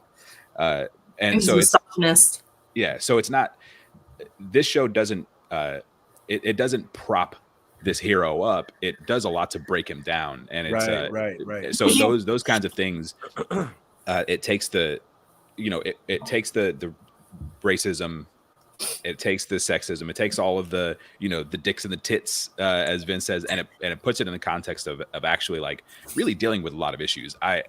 Stephanie, I think if you gave this show an episode or two, I think you would actually end up really liking it. Oh, absolutely. It's funny. It's a comedy. If you just look at it more of as a comedy than anything else, I mean, because when you go to watch a comedy, you're not going in to take it seriously. I mean, that's the whole point of a comedy is you're just going in for laughs and giggles and all of that kind of stuff. If you go into it with that, oh my gosh, you're gonna laugh. There's just no way around it. Like I said, we were in there with our kids sleep, knowing that if they wake up, it's gonna fuck up the rest of the night. But we didn't care. We laughed our asses off, and told them to go back to sleep. But I mean, at the end of the day, this is what it was. It was funny from start to finish. I watched 3 episodes and I laughed my ass off every single episode. There were little there's a little you're gonna come across, and I won't because I don't want to spoil that, but there's gonna be an episode where they encounter someone who is tiny, who whoops their ass. Oh yeah. And it was the funniest thing. Like, oh my god. So Vince and Ty are on a full-on spoiler tear right now. Yeah, 100%. Like, I'm not going to spoil anything, but here's everything. Yeah. Stephanie, did you see the Suicide Squad, the second Suicide Squad movie? I don't know which one was the second. It had Idris Elba in it. It said the Suicide Squad. Oh no, I didn't. Okay, so you need to watch that movie to understand why this show has the buildup it does have, and why we were anticipating watching it so much because of that movie. So I feel like before you do anything, please go to HBO Max and watch the Suicide Squad, like with Idris Elba in it, not Will Smith, and you will understand why we all on this cast right here are so like, cannot wait to see what this crazy motherfucker is gonna do next. You know what I'm saying? I want to clear something up real quick. I didn't actually like that Suicide Squad movie very much. I didn't like either of them. And this show, I went into the show thinking I was not going to like it at all. But I went in with an open mind, and it won me over like almost immediately. So like I wasn't somebody who was like, fuck yeah, Peacemaker is coming out, I can't wait to see it. I was somebody who was like, all right, another show I'm gonna have to, like, I was thinking, I was in my Titans mindset. Same here. And I turned this show on, and like very quickly I was like, oh, okay, this is different. Like, this is the opening, the theme song. The opening, oh my god, is brilliant. It's brilliant. It's so and really it sets the it sets the tone for the entire show. It's a dance montage, like a whole crew just like literally dancing together, and you're like, what the fuck? And John Cena is like in the middle of it. It's great. You got to see it. Silly as shit. Serious faces. Yeah, but what it does is it sets the tone for the show immediately. They're like, this show is going to be very silly. Yeah. Yes. But if you look at the like their faces, like you mentioned, you look at their faces during that dance, they're very straight faced. Serious. Yeah. Like, this show very seriously, very silly, but we're gonna give you earnest shit. Like, we're gonna deliver this shit to you, and it makes a statement right off the bat, and it's and they give you what they promise throughout the whole show. And I got to give props to this show, because they, despite all of the negative feelings I have towards DC and the stuff that I've seen from them, managed to just like completely wipe the slate clean. Again, like I said, the boys walk so the show could run, and they definitely have that kind of the boys spirit, and I'm here for it. And Stephanie, I'm like this. I actually did like the Suicide Squad, but even if you don't like it, it just offers context to what's coming. So you'll see, characters that you see in the Peacemaker that were in the Suicide Squad, and then after after watching the Suicide Squad, you'll understand why you see them now in Peacemaker. So it just offers context. I feel like it's hilarious how we have to like spoon feed Stephanie with chocolate. You know what I'm saying? We have to be like, oh, it's Peacemaker, but here, there's Idris Elba. Here, open up. Idris Elba, open up. It's okay. Here's a nice little black woman who's also in the show as well. Okay, open up, Steph. Open up. Oh, what the? Okay, I'll try. You know what I'm saying? Like, Stephanie, you know what I'm saying? You gotta be like, no, okay, hold on 1 second. Let me go get something else real quick. Okay, and then you're like, there you go. And she's like, okay, I ate it, whatever. Like, yay. When she eats it, she's like, I don't like Peacemaker. You know what I'm saying? It's like, can I get my black McDonald's, please? Take me to the Caribbean Sunshine Bakery. You know what I'm saying? Where I can get like a real meal. Y'all out here trying to feed me all this tofu. Anyway, let me stop. Yes, I'm going to tell you straight up. I don't expect you to like this show, Steph. I don't. But I do hope that you'll check it out so that we can hear your rants about it. Mm-hmm. I think it'll be the funniest joints. If we thought that you talk about Boba Fett was interesting, I cannot wait to hear you talk about the racist aspects of John Cena. Who let's also admit that it's rare that I can keep it real. It is very rare that I see John Cena and think, oh yeah, he's perfect for this part. This is one of the few instances. He's built like Wreck-It Ralph. All right. There's very few places that you would see that he actually embodies the character. And this is one of the few instances in which I'm like, yo, I don't know if I could see anybody else playing this guy. You know what I'm saying? Like he looks like the quintessential superhero from the 90s, you know, the golden age of Sylvester Stallone and Schwarzenegger and Jean-Claude Van Damme. He fits that bill. They even made fun of him this time. They're like, you don't look like a superhero. He's like, what are you talking about, bro? He's like, I'm ripped. He's like, yeah, but they're normally like, you know, more acrobatic, you know. I think my favorite part was when like he was looking at the X-ray and he's like, can you like, you know, turn the like, you know, the darker up a little bit? He's like, this is just, you know, I did so many work on my smaller muscle groups, and this isn't showing all the hard work that I put into it. And I'm like, she's like, it's a fucking X-ray. Like, you're not supposed to see the muscle in this. And he's just like, okay, but I'm just saying, like, it just looks so blotchy and like just like he was literally critiquing himself. That shit was fucking hilarious. Oh my god,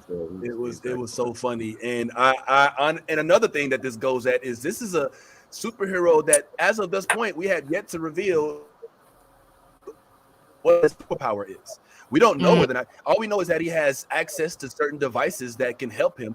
But I mean, his biggest claim to fame was him being able to assassinate folks. And if you watch this series, you'll realize that that's no longer possibly one of his claims to. I mean, you know, he does go through with, you know, certain things, but it's fascinating because DC is a world, with the exception of Batman and Aquaman, Superman, Aquaman, Wonder Woman, that tends to deal with a lot of heroes and characters without superpowers. You know, the entire Gotham City is, with a few minor exceptions, is full of folks in masks that run around doing bad things or good things, depending on what side of evil or good they are.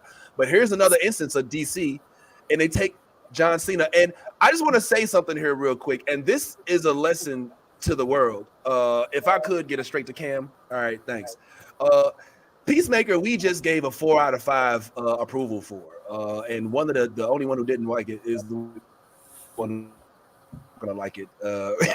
Even after she watches it, more than likely. But let's not forget why this is happening. The reason why we have Peacemaker is because James Gunn tweeted some very unacceptable tweets almost a dozen years ago, and was unfortunately fired from the set of Guardians of the Galaxy, which caused an uproar. In that interim, when he was looking for employment because he didn't know if he was going to be leading the Guardians of the Galaxy anymore, he went over to the dark side over on DC and made Suicide Squad 2, which starred Idris Elba and John Cena, and now it's resulted in a spinoff.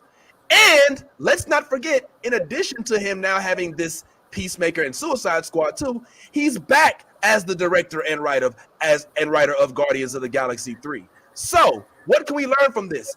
being canceled doesn't necessarily mean that you're canceled. Or having bad days or even a bad year doesn't mean you have to have a bad life. Here's a dude who was written off, who had no future, who everybody was like, oh, bye-bye, James. Everybody except for, obviously, my man who plays Drax, who was like, if he doesn't direct it, then I'm not starring in it. And that's all fine and dandy.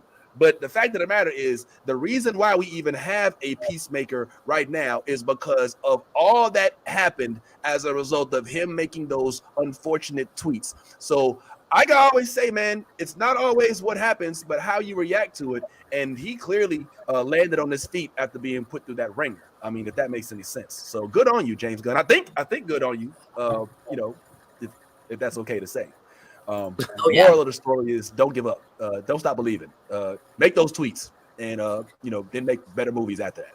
And you'll be okay. Yeah. Also, I mean, it does. What it comes down to is just make good shit. Mm-hmm. Yes, that's just the lesson here for everybody is it make good stuff and you're fine. Like that's how this whole thing works. There's no cancel culture coming to get you. Like just be funny, make good shit. Like, and you're fine. You'll get another job. You'll get another role. You'll get another movie. You'll get another deal. Whatever. Just be good. Yes, also, don't be an asshole. Like, don't be an asshole and be good. Yeah. Don't be an asshole. Just be a good asshole. Yeah. You know, yeah. Or if you're Mel Gibson, apparently, just be whatever. Like, don't you don't have to be good or nice. You can just and still get jobs. Whatever. Yeah. Well, the good asshole comment. We're going to leave up for interpretation. But as far as everything else, I completely agree with. I do have a question for you, though, Tyrone, before we wrap up here. Do you think that the controversy that James Gunn had to kind of deal with lit something under his foot and made him say, oh, no, I'm going to make Marvel eat this? They're going to regret and rue the day that they tried to cancel me or listen to the Twitterverse about some tweets that I tried to make. I mean, remember his tweet, I can tell you what the tweet said. One of the ones that got him in most trouble was, my shower isn't working. It barely has any water pressure. It feels like an 8-year-old boy is peeing on me. All right. It was a bad joke. Is it controversial? Sure. But I mean, is it worth not directing you know, one of the biggest movies of the franchise? I don't know. It just depends. Maybe that was a flash in the pan. But do you think, Tyrone, that James Gunn hit the writing room and did Suicide Squad and Peacemaker with a little bit of a chip on his shoulder as to show people, listen, don't go messing with me, because this is the type of content you will lose on, because he's almost in a way setting himself up to be the arbiter of good comic book movie theatrical releases. I don't think that he had kind of revenge in mind or anything like that. I think he wanted to make good stuff, and I think that's what. And I also think that he learned from the whole thing. I think that he is different from when he made those tweets, which I do want to speak to that real quick, because what happened in the height of the argument of, oh, was cancel culture this, and this guy's getting canceled there. What you had a lot of, like, it's the same thing that happened to Kevin Hart. It's the same thing. You have a lot of people that were kind of in that like right wing space, who started trying to be like, oh, look, here's somebody who got canceled. Like so that James Gunn was a victim of the internet trolls, basically. Cancel culture. Not a victim of cancel culture, a victim of internet trolls. There's like cancel culture is not a thing. We could have this discussion a bunch, but cancel culture is just not a thing. But so James Gunn, I think when he got the chance to do stuff with DC, he was just like, I'm gonna make good stuff. And if you listen to the stuff that is said in the show, you listen to the conversations that are happening, like he's addressing a lot of this stuff head on. Like he's talking about a lot of the stuff that gets people canceled or whatever. You know what I mean? He's talking about a lot of that stuff in the show.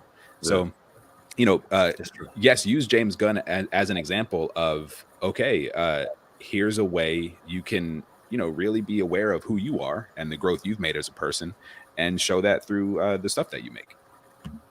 Yeah,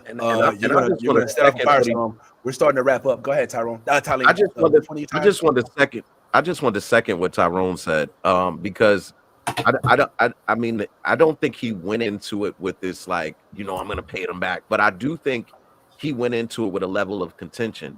You know what I'm saying? Like he was like, okay, the stuff that I'm going to write you know, my bad jokes, or I'm gonna write, you know, the stuff that everybody kind of, you know, got upset about. I'm gonna talk about that shit, and that's what we see in Peacemaker. I mean, he's tapping it. Yo, he told old girl, he said, "Yeah, I got a big dick." Really, really big, Yo, really big. back in junior high, they used to call it little chimp arm.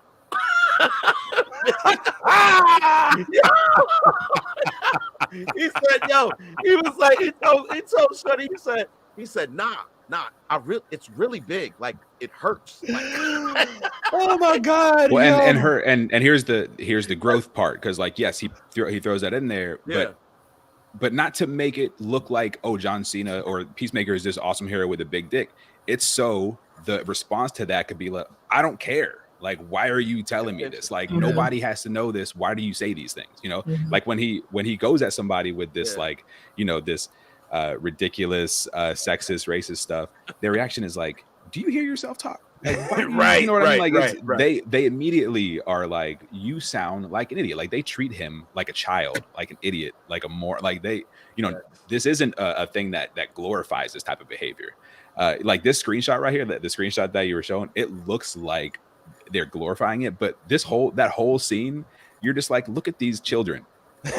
Just, you know what I mean? Like these guys are complete morons. You know what I mean? So that's what it is. It's not even that like he's like, oh, I can talk. I'm gonna make all these jokes that, you know, otherwise would have cancel culture coming after me or whatever. And he's what James Gunn is showing us is that no, you can joke about anything you want if you're good at it. Right. Just be funny. Be good. Mm-hmm. I have to. We don't know for sure unless we get James Gunn on the show. But I have to say that there's no way possible, as we start to wrap up, that James Gunn did not have his future legacy in mind when he first got the notice that he was being taken off of the Guardians of the Galaxy.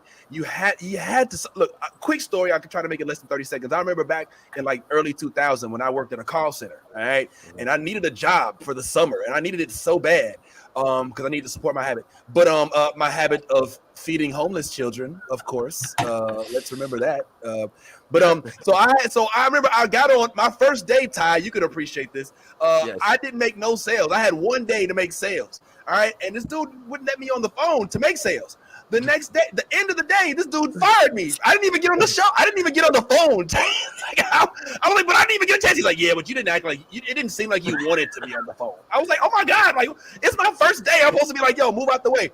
Long story short, the next day, instead of me getting fired, he says, well, look, he trades me to a different team. All right, like I'm a Pokemon card. And now I get on this team, and the next day I'm like, man, fuck this motherfucker, bro. I can sell. I get on the show, I get on the phone, and I sold like 4 vacations. Yes, that's what I was selling, vacations, which is hard to do because most folks' credit cards end up declining. The moral of the story is, if I hadn't gotten fired that first day, or at least potentially fired, I wouldn't have came back with that fire in my heart, like, oh, hell no. I'm about to show y'all, don't you ever not give me a chance. And I think that what James Gunn is doing is setting himself up for a future controversy, should there be one, that folks are like, look, bro, even if y'all want to talk about dumb jokes I made on the internet, look, my work speaks for itself. And even after all of that stuff that happened with the tweets, you see that Peacemaker, Suicide Squad, and the upcoming Guardians of the Galaxy, you see that I am the GOAT when it comes to what I do. So back up off me, bro, because I know what I'm doing. And with that being said, go ahead, go ahead, Tom. I just said shout out to James Gunn, man. Shout out to James Gunn for just saying fuck everybody. Yeah, man. James Gunn, you did that. I still don't think he said fuck everybody. I think he really learned a lot. I mean, I think it shows in his work that he's not going at it with spite or with the revenge in mind. Like, he's actually grown as a person, and that's why this is it's a good ass show for that reason. That's that's my maybe super woke take on it, whatever. But I I can see it in the show. The shit's really good. So yeah. I don't think that they both have to be mutually exclusive. They could be both one and the same. He could have the evil Sith Lord in his mind saying, ha ha ha, don't you ever try me again. But then the Jedi on the side is like, well, we did kind of say that about little boys. Maybe we should shed some light on these instances. At the end of the day, bro, I ain't gonna lie. This Peacemaker is is the prize in the Cracker Jack box that I was not expecting. I truly was about to watch this for research purposes only, and had every intention of coming on this morning to shit on it completely. But after watching at the end of the first episode, I literally like, yo, Yes. whoa, Waking the kids up. I'm waking everybody up. whoa, did that just happen?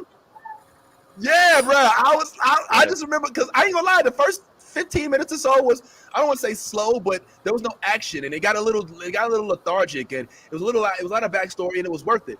But man, by the end of that episode, man, did it pick up, bro. And then it just kept going. So he gives me Tick vibes. I don't know if y'all watched Tick, the animated series and the live action series. He's just this super aloof, huge superhero that don't know. He's just muscle. But the backstory that's around it, I think is going to be a very fascinating one. It sounds like he is going to tackle his inner racism, his inner sexism, and he's going to use his father as the, kind of like the figurehead of that. So by defeating him, he kind of surmounts. But we're here for. Yeah, you saw the conflict. You did see the conflict in one of those episodes, where he started to kind of look back on the decisions that he made, and he's it kind of made him really emotional. You know what I mean? So like we're gonna definitely see a transition from him being just this asshole to being more of a caring, more polite, if it may have you, superhero. We'll actually see him as a superhero, I guess. We never saw him as that. So. Yeah. So congrats on y'all. What looks like it could be one of DC's saving grace. Hopefully Naomi catches up. I think that Naomi would have been a killer show on HBO Max. I think that the HBO Max DC shows are giving us a little more justice if we're including, of course, Regina King's show, The Watchmen. But other than that, I don't know. What's up, Tyrone? Real quick on the way out. Wait, real quick thing about Peacemaker. DC, just give us silly costumes. It works. That's it. Silly costumes works. They don't have to be all like, ooh, look real world, like that new Riddler shit. Like, we'll talk about that at some point, I'm sure, in the future. Yes. But like, just give us silly costumes. It's fun. It works. We can do it. So that's it. Yes. Yeah. And I would like. What'd you say, Tyrone? What'd you say, Tyrone? I said, as long as James Gunn is directing, give me whatever you want to give me. Just make sure he's directing, because at this point, I saw the Suicide Squad. I was not disappointed. And again, here we are with the Peacemaker, and I am thoroughly excited about this series. So, all right, well, we got to wrap this up because I got to end this before 2 hours. I learned something about the broadcast being another 2 hours this week, but we'll discuss this. And please make sure you all do what we've been saying to do all this time, and that's to go to the YouTube page, subscribe there.